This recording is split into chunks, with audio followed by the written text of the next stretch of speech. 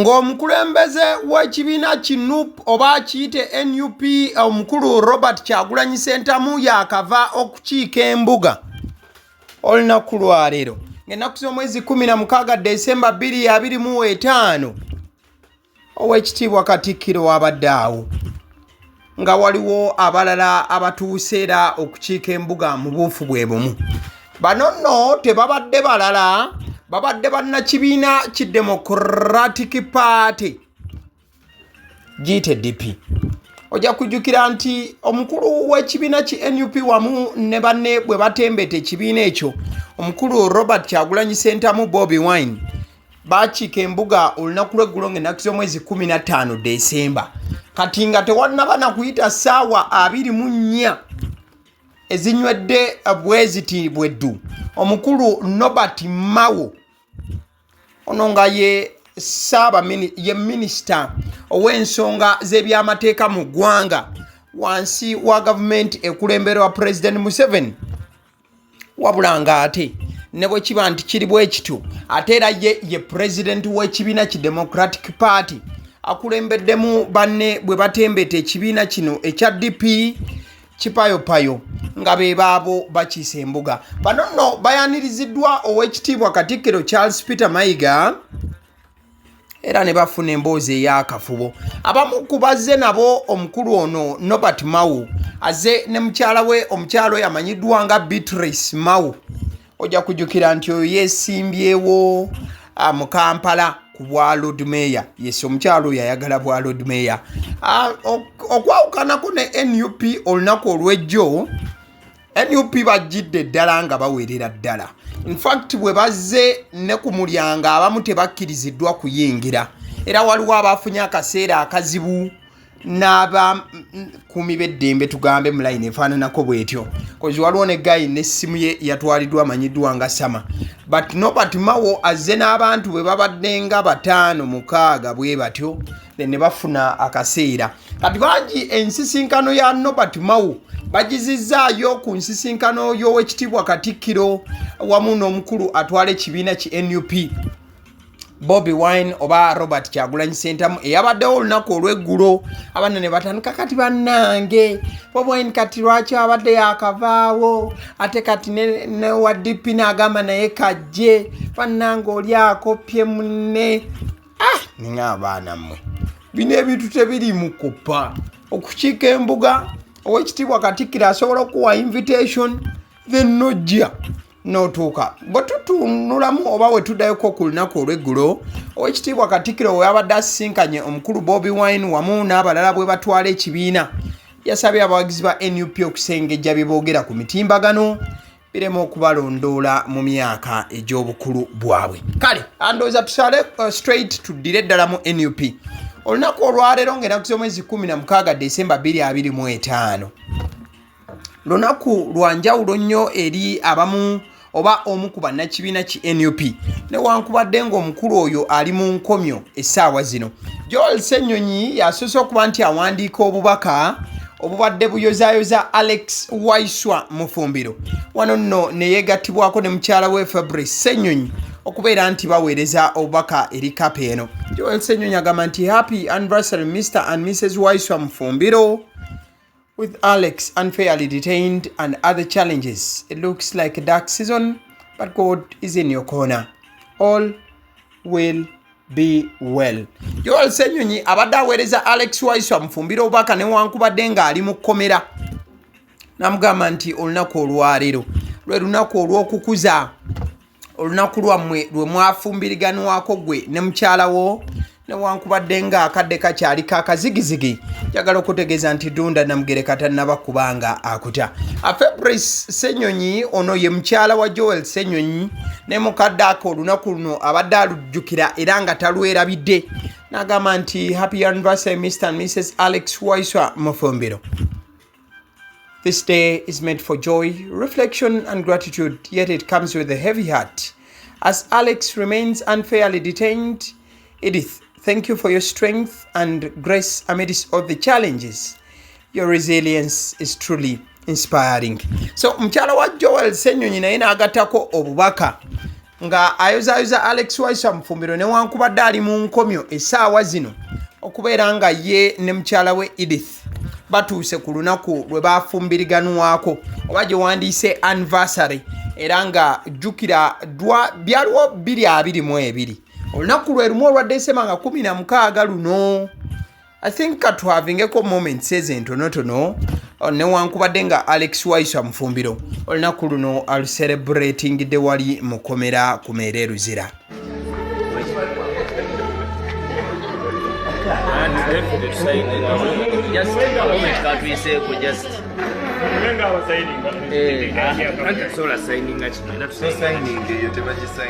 No, to the other side. You just pretend. Oh, yeah.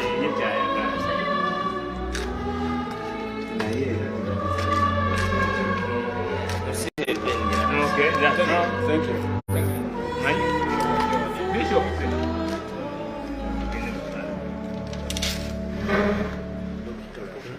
Lunaku luno nkakasa bukakasa nti abataalugoberera oba abataaliwo waliwo ataaliwo ebiseera ebyo.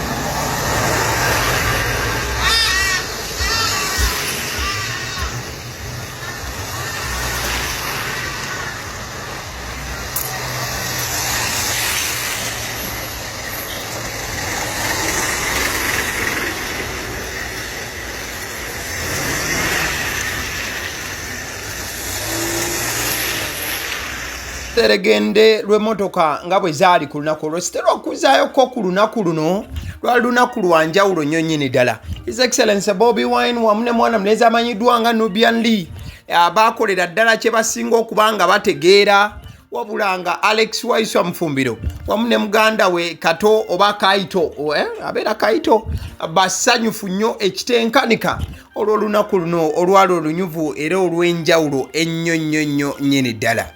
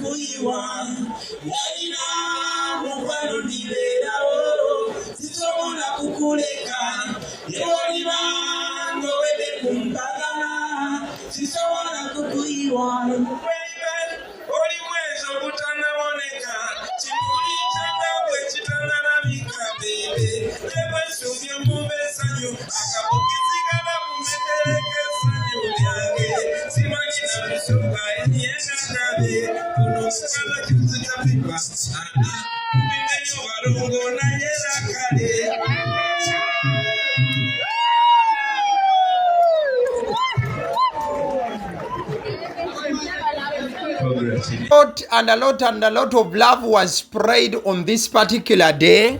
Abaana balenzi bano Alex Waiswa Mufumbiro wamu ne muto we oba muganda we balagira ddala connection eyannamaddala nti tebakoma kubeera nga ba Luganda, tebakoma kuba nti balongo, wabula bakyali nnyo nnyo nnyo nnyo nnyo nnyo ekigenze wala. Basobola okulengera that moment the two gye bahavinga In fact mukadde kano nga Alex Waiswa Mufumbiro ali mu nkomyo mwana mulenzi ono kato Mufumbiro naye abaddewo nnyo nnyini ddala. In fact ennaku zino ne campaigns yakubira muganda we engeri gye kiri nti taliwo. His Excellency Bobi Wine engeri gye kiri nti musaale ate nga ye president w'ekibiina ki National Unity Platform n'okuba nti yatwala Alex Waiswa Mufumbiro akadde ak'okubanga ayogerako eri abantu naye yakafuna. So muzikirize nange njogerenga mukwano gwa Waiswa webale tuwesa kitiibwa muganda wange webalire ddala jakwebaza mwena abasitanyize ne Waiswa in a special way muzikirize nebaze muganda waffe Lord Mayor era nsaba obubaka buno butuuse ne ku Dr. Besigye obutuuse ne ku baganda baffe aba FDC bonna naye okusingira ddala abakulembeze mwebale tu embracing mwebale kubeera mikwano gyaffe mwebale kukifuula ize buli tuwekubako namwe ne mutwekubako ne tubondinga. We need that because each other is all that we have. Mwebale kubeera aba big brothers aba big sisters. We don't take your friendship for granted and the comradeship. We know the people need it, but we need it.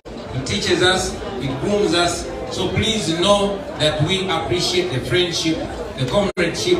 We don't take it for granted. And we hope it grows and grows and grows and becomes stronger.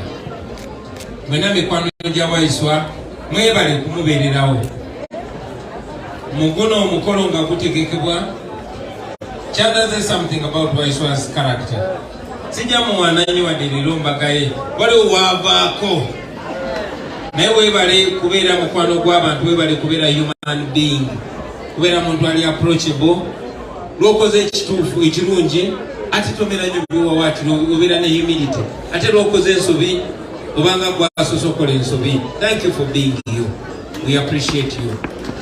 Lunaku lwaleero baganda bange nze nange ndi musanyufu ndi mukwano gwange omulala naye ayongeddeko ejjinja kigamba nnyo mikwano gyange tuyina obuvunanyizibwa we have a responsibility to show the image of the people that they want to trust with the country. Commitment is very important. Era abantu bakyogera naye batunira ne bagamba naye no batasobola kubeera committed ku muntu omu. Lwaki tulowooza nti asobola okubeera committed eri cause gy'ayogerera eri ensi gy'ayimirirawo, especially mu kino ekiseera nga batulaba naddala fe abavubuka ng'olwokumakya obeera wa kiragala ate olw'eggulu ng'oli wa kyenvu.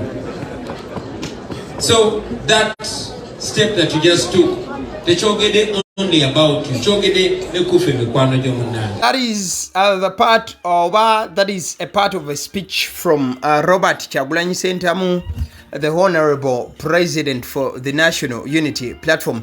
Amukadde ke kamu ne mwana mulenzi amanyiddwa nga Alex Waiswa Mufumbiro yafunayo akadde okwogerako ko eri abantu. Wabula mwana mulenzi ono okwongera okulaga nti ye musajja wa struggle wakati ng'omukwano gutonya era nga gutiirika nga baba confirmings officially teyalwa kubanga aweereza regimu eno obubaka bwe yayisa ku muzinda byalo.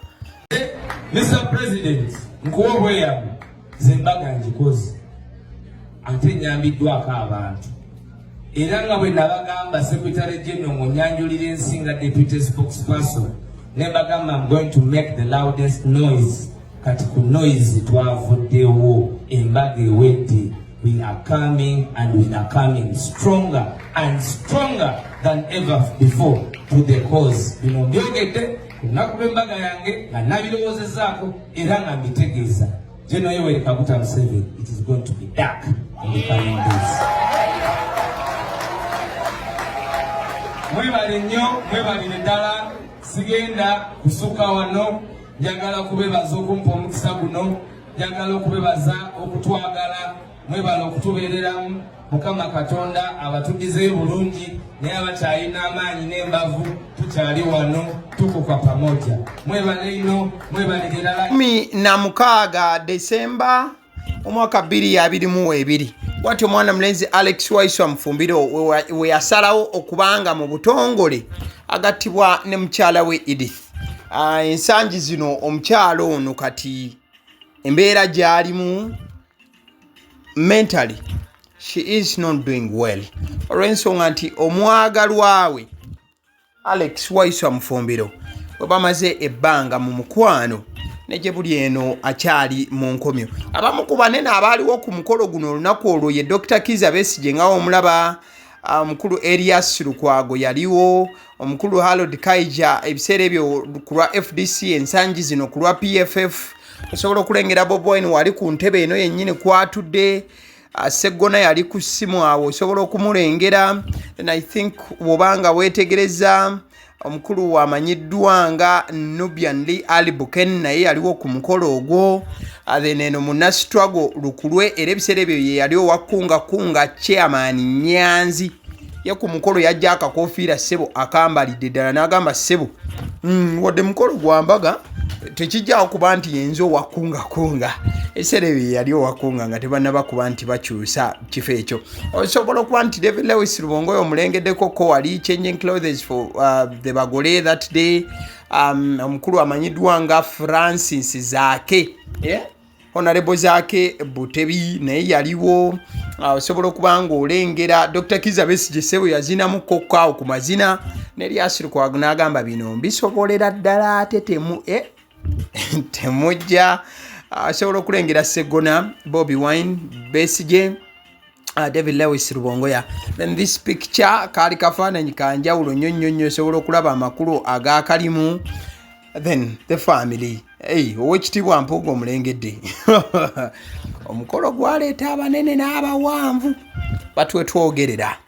Alex Waiswa Mufumbiro akyali mu nkomyo. Tumwagaliza anniversary nungi newankubadde nti conditions zaalimu tezimusobozesa kubanga celebratinga mu bujjuvu ng'omusajja owa vibe amanyiddwa obulungi. Line efaananako bwetyo okuva mu the National Unity Platform NUP. Ale nzikiriza nkutegeze ku bannaffe aba Honeybites bagamba nti bo omulimu gwe bakola gwa kukolera byakulya eby'abaana abadda ku masomero. Bwe tugamba abaana abadda ku masomero saabo bokka abadda ku masomero wabula n'ababeera ewaka balina package ey'ebyokulya eby'abaana mu line efaananako bwetyo. Gwe bakubire bukubizo bagambe njagala package y'ebyokulya by'abaana abali ku masomero oba abaana abalya ebyokulya. Balina ebyokulya yogera ku daddies, yogera ku binyeebwa, amawogola, yogera ku bagiya, yogera ku cupcakes, yogera ku donuts. Osobola okubafuna ku 0709 787508. Ate era mukadde ke kamu bw'oba oyagala ku pizza size yonna era namba y'emu. Ate era mukadde ke kamu bakola ne cake eza buli mukolo babayita aba Honeybites. Njagala n'okutegeeza ku bannaffe aba Alson Painters UG bano basiizi ba langi era nga balina obukugu mu kusiiga langi era bamanyi ne langi ki egenda ku kizimbe kyo era mu ruumu ki. Tebasobola kuddira langi yandigenze mu kisenge ate ne bagisiiga mu ddiiro ey'omu dining ne bagisiiga mu kinaabiro. Nedda. Alson Painters UG omulimu gw'okusiiga langi bagukugukira ddala. Basiiga ebizimbe okuviira ddala ku ruumu emu paka ku makalina n'amakalina. Gwe bakubira ebukubizo bagambe nti Alson Painters UG namaliriza okuzimba ekizimbe kyange. In fact ne bw'oba olina ekizimbe nga kikadde nga olaba langi yakyo efaanana si bulungi, Alson Painters UG bazze kugonjoola ensonga eno. Bakubire ku 0705 1936 be bannaffe aba Alson Painters UG. Aba Seddi Omusunsuzi erinnya eryange yenze aba Seddi Omusunsuzi. Yenze atuula emabega w'omuzindaalo buli lunaku era ly'eddoboozi ly'owuliriza ku mukutu guno aba Seddi Omusunsuzi ly'eddoboozi eryo era ng'omukutu kwoli gwe guno ogwagaliwo. Nagamba nti information yonna gy'olaba ku channel eno tetugattamu kintu kyonna ate tewali kye tutoolamu. Information nga bw'eba eyingiddewo ffe bwe tugikwata ne tugikuwa. Kati gwe omulabi n'osalawo ki eky'okukozesa information eyo. Kati ky'ogenda okukola mukwano gwange bw'oba omaliriza okulaba vidiyo eno, likinga, commentinga ki ky'olowooza, mukadde ke kamu subscribing aboba nga omukutu guno oli mupya ate era mukadde kenkamu sharingira mikwano gyo girabe video eno ate ne videos endala ku mukutu guno. Agaliwo YouTube channel mwebale kutulaba.